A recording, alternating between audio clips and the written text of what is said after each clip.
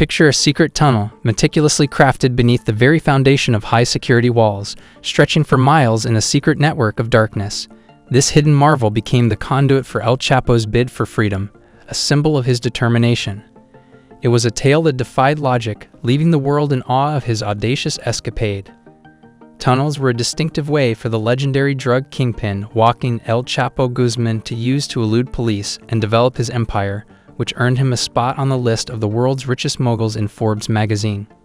During the reign of Joaquin El Chapo Guzman over a brutal Mexican cartel, tunnels became a hallmark approach. Guzman's escapes were sometimes followed by remarkable discoveries beneath, such as a tunnel that was well-lit and ventilated, replete with tracks and a customized motorbike. According to Monte Alejandro Rubito, the Commissioner of Mexican National Security, the tunnel started with a tiny aperture of 50 centimeters by 50 centimeters that was disguised under a shower in Guzman's jail cell. This entry led to a hallway that was roughly 1.7 meters in height, more than 70 centimeters wide, and was supplied with a ladder. The detectives discovered a startling discovery when they were looking through the tunnel. Rubito provided a description of an adapted motorcycle on tracks that was likely used to remove dirt during the excavation and transport the tools for the dig. However, in contrast to the tunnels that Guzman's Sinaloa cartel had built in the past, this tunnel had a particularly striking difference. After winding its way through the woods for more than a mile, the corridor emerged inside a home that was only partly built. A local farmer who lives nearby said that construction on the home had begun in December 2014 but had ceased a few months later for unknown reasons. The farmer is a resident of the area. It seemed that the facade was finished in February or March, but workmen remained moving dirt about the property for months, right up to the day before Guzman escaped, when they all disappeared. President Enrique Peña Nieto of Mexico has announced that officials are looking into this specific element of the situation.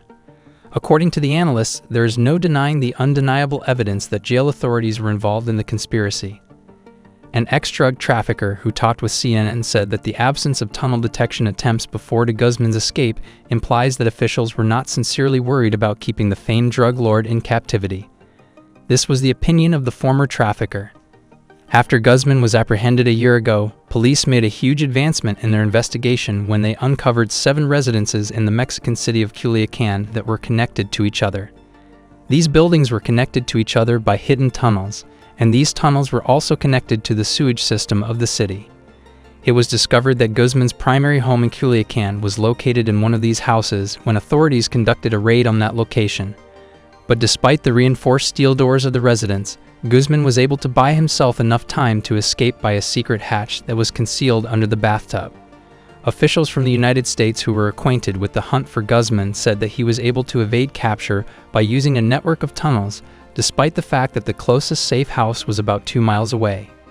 In the end, Guzman was apprehended when he was resting in a seaside retreat in the resort city of Mazatlan, which was around 125 miles distant.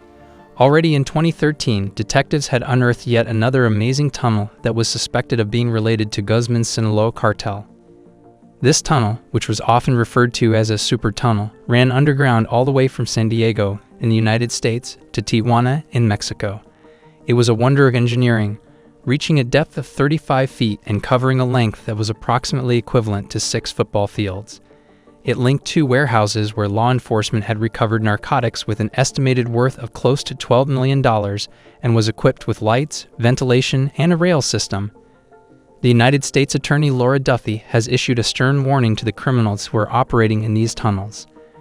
Guzman was taken into custody by the authorities on the day of the raid, and he has stayed there ever since. He is now serving his sentence. When he was finally apprehended, it was a major step forward in the fight for justice against one of the most prominent drug traffickers in the history of the globe.